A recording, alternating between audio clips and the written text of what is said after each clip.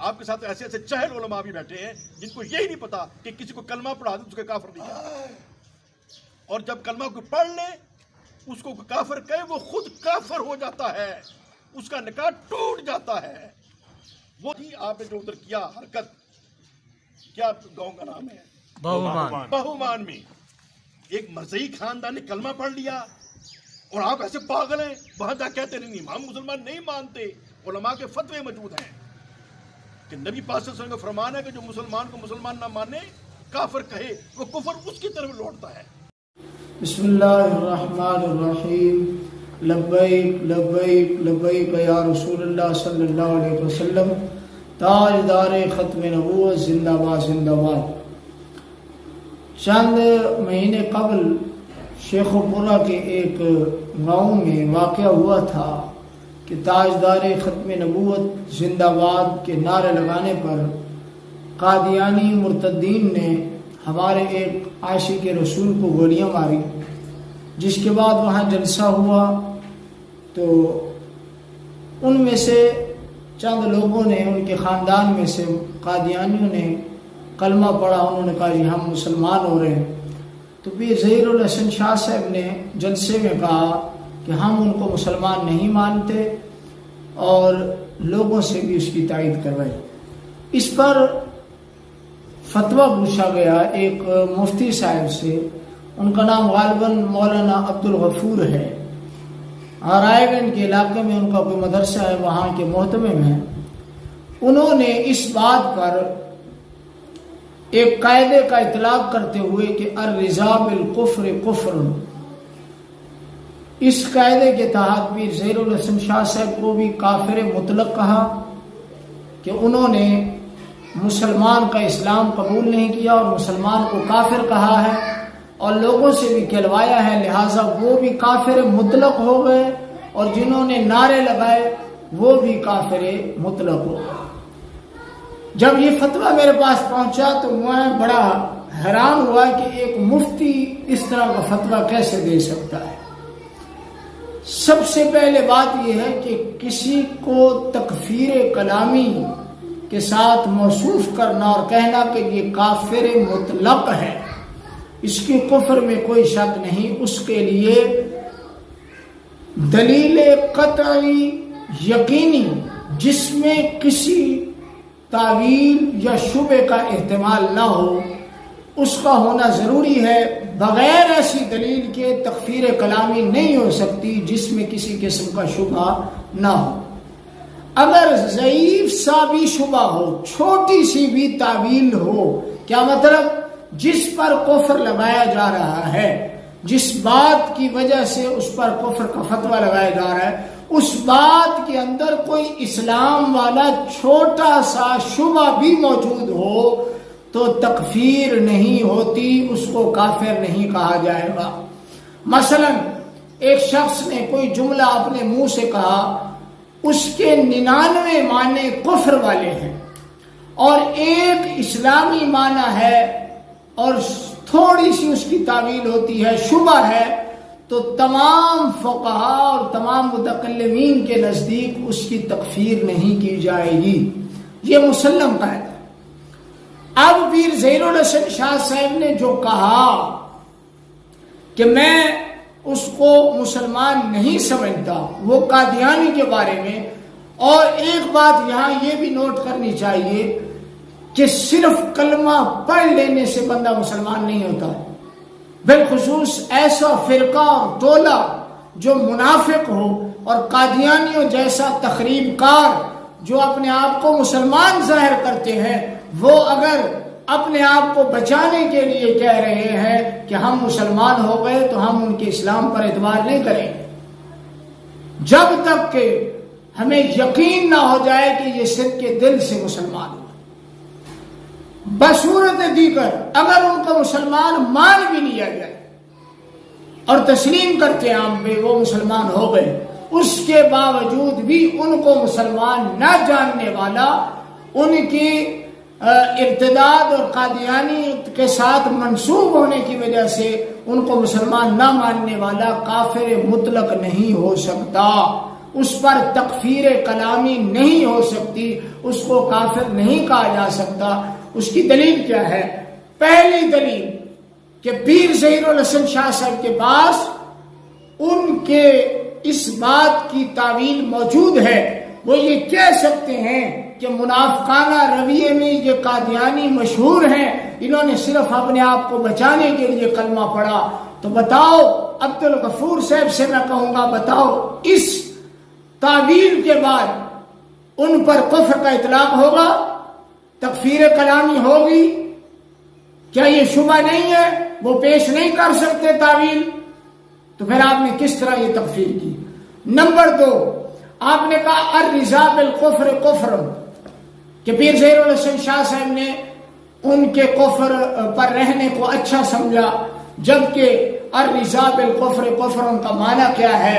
اس کا مفہوم یہ ہے کہ جس نے کافر کو کفر پر رکھا، یعنی کافر نے کہا میں مسلمان ہونا چاہتا ہوں، وہ کہتا ہے نہیں نہیں تو اچھا ہے، صحیح ہے، اپنے دین پر ہے، یا وہ کہتا ہے کہ جو تو کفر پر ہے تیرا کفر تمہارے لیے باعث عذاب نہیں ہے، جس طرح ہم جنت میں جائیں گے تو بھی جائے گا، یا وہ کہتا ہے کہ کافر کو وہ پسند کرتا ہے اس کے کفر کی وجہ سے، تو اس وقت کہا جائے گا الرضا بالکفر کفر، لہذا یہ شخص بھی کافر ہے۔ پیر ظہیر الحسن شاہ صاحب نے کہا کہ میں تسلیم ہی نہیں کرتا کہ یہ مسلمان ہے، پھر الرضا بالکفر کفر کیسے لازم آئے گا؟ وہ تو تب ہوتا جب آپ پیر ظہیر الحسن شاہ صاحب کہتے کہ بھئی نہیں ان کو کافر ہی رہنے دو، ان کو کلمہ مت پڑھاؤ، یہ اچھا ہے جیسے رہ رہے اچھا ہے، یا پیر ظہیر الحسن شاہ صاحب یہ کہتے کہ ان کا کفر پر رہنا مجھے پسند ہے، تو پھر آپ ان پر یہ قاعدہ لگاتے، جبکہ انہوں نے کہا کہ میں تسلیم نہیں کرتا کہ یہ مسلمان ہوں۔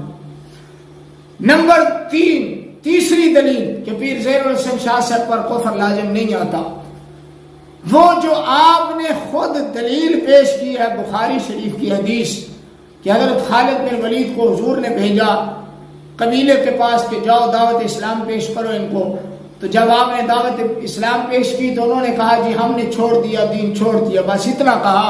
تو حضرت خالد بن ولید نے اتنے جملے کو کافی نہ سمجھا اسلام کے لیے، اور آپ نے وہاں ان کو قتل کرنا شروع کر دیا اور قید کرنا شروع کر دیا۔ تو ابن عمر رضی اللہ تعالیٰ عنہ نے کہا کہ ہم ان کو قتل نہیں کرتے کیونکہ انہوں نے اسلام قبول کر لیا۔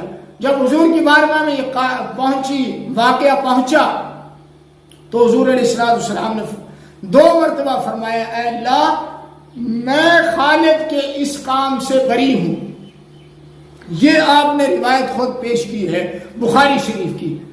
اب میرا سوال یہ ہے کہ اگر کسی کے اسلام کو تسلیم نہ کرنے سے بندہ کافر ہو جاتا ہے، کافر مطلق تکفیر کلامی ہوتی ہے، تو بتاؤ حضور علیہ السلام نے خالد بن ولید کو یہ کیوں نہیں فرمایا کہ تو نے ان کا اسلام قبول نہیں کیا، تو ان کے کفر پر راضی رہا، لہذا تو بھی نعوذ باللہ کافر ہو چکا اور اسلام قبول کر دوبارہ کلمہ پڑھ؟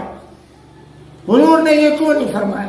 اور آپ کے فتوے کے مطابق خالد بن ولید نے ان مسلمانوں کا، اور وہ مسلمان تھے اور سارے صحابہ تسلیم کر رہے ہیں اور حضور نے بھی ان کو مسلمان تسلیم کیا، لیکن خالد بن ولید نے جن کو قتل کیا ہے، بتاؤ خالد بن ولید مجرم ٹھہرے یا نہیں آپ کے فتوے کے مطابق؟ تو لہذا اگر کوئی شخص کہہ دے کہ میں فلاں قادیانی کو جو مسلمان ہوا ہے مسلمان نہیں سمجھتا، تو اس کی تکفیر کلامی نہیں ہوگی، اس کو کافر مطلق نہیں کہا جائے گا۔ پھر آپ نے کہا کہ جتنوں نے نعرے لگائے نعوذ باللہ وہ بھی اس کی تائید کر رہے ہیں، کفر پر خوش ہو رہے ہیں۔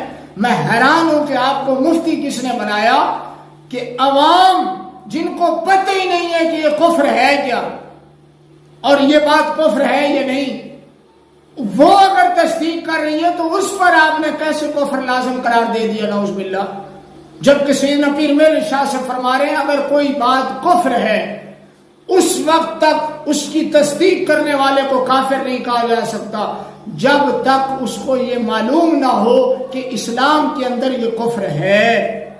چاہے وہ جتنی بار کفر کو صحیح کہتا رہے اس کو کافر نہیں کہیں گے۔ پھر عوام جن پر تکفیر ہوتی نہیں کیونکہ وہ جاہل ہوتے ہیں، آپ ان پر تکفیر لگا رہے ہیں۔ نمبر 4 دلیل میں پیش کرنے لگا ہوں کہ تکفیر کلامی نہیں ہوگی، پیر ذیل الحسن شاہ صاحب کافر مطلق نہیں ہے۔ نمبر 4 فضل اخر آبادی رحمۃ اللہ علیہ نے اسماعیل دہلوی کو کافر کہا، اعلی حضرت نے کافر نہیں کہا۔ اب آپ کے فتوے کے مطابق میرا سوال ہے کہ سیدی اعلی حضرت کے نزدیک وہ مسلمان ہے اور فضل خیر آبادی کے نزدیک وہ کافر ہیں، تو اعلی حضرت کے فتوے کے مطابق فضل خیر آبادی کا کیا حکم ہے؟ وہ ان کے کفر پر راضی ہیں یا نہیں ہے؟ وہ ان کو کیوں کافر کہہ رہے ہیں مسلمان ہونے کے باوجود؟ اور میرا بھی نظریہ، میں اسماعیل دہلوی کو کافر نہیں کہتا جس طرح اعلی حضرت نے نہیں کہا۔ آپ کا نظریہ بھی ہوگا، اگر آپ رضوی ہیں، بریلوی ہیں، تو بتاؤ آپ کے نزدیک فضل خیر آبادی کا کیا حکم ہے کہ وہ تکفیر تسلیم نہیں کر رہے، وہ مسلمان کو کافر کہہ رہے ہیں؟ تو لہذا آپ کا فتویٰ شرعاً بالکل غلط ہے، آپ اس سے توبہ رجوع کریں۔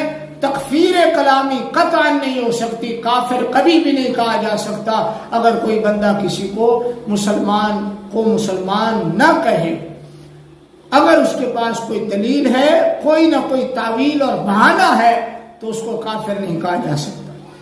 یہ حدیث میں جو کہا گیا جو مسلمان کو کافر کہے کفر اس کی طرف لوٹ آئے گا۔ پہلی تو یہ تکفیر کلامی پر مبنی نہیں ہے، یہ تحدید ہے، ڈرایا گیا ہے۔ جس طرح کہ نماز کے متعلق کہا گیا من ترک الصلاۃ متعمدا فقد کفر، اس نے کفر کیا، جبکہ کفر تو نہیں ہے تو فسق کبیرہ۔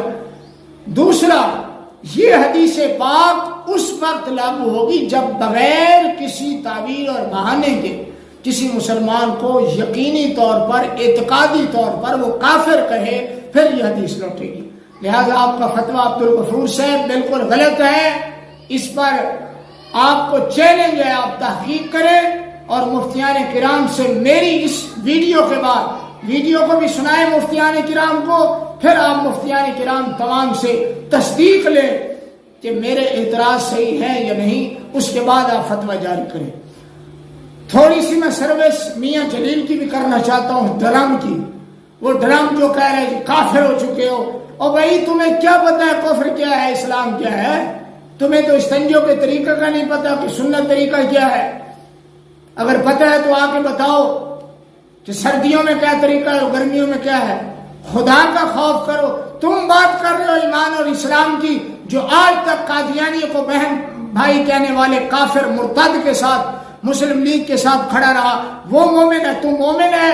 عبدالغفور سے جا کے پوچھ، جو قادیانی کو بھائی کہے اس کا شرعی حکم کیا ہے، اور جو اس کی جماعت میں کھڑا رہے اس کا شرعی حکم کیا ہے۔ پیڑا ہو تے پھکیاں ہو، اصل توانو درد ہو رے تحریک نال جڑا تسا انج کر رہے ہو، جے تینوں کفر اسلام دے اتنی فکر ہے تے دس اج تک مسلم لیگ جڑی کافر ہے، جنہاں قادیانی نو اپنا بہن بھائی آکھے، انہاں نال تو کھلوتا رہے، انہاں نو سپورٹ تو کردا رہے، تو کتنی باری اپنا نکاح کرایا تے کلمہ پڑھیا، دس تے صحیح۔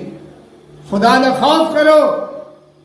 انشاءاللہ اعلی حضرت غلام زندہ تحریک لبیک یا رسول اللہ تے کسی نے انگلی نہیں اٹھان دیا گے انشاءاللہ۔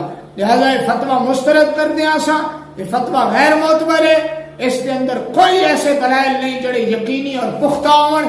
مفتی عبدالغفور صاحب کی بارگاہ جیسے عرض کریں گے، دوبارہ سوچو بچار کرو اور اس فتوے تو رجوع کرو۔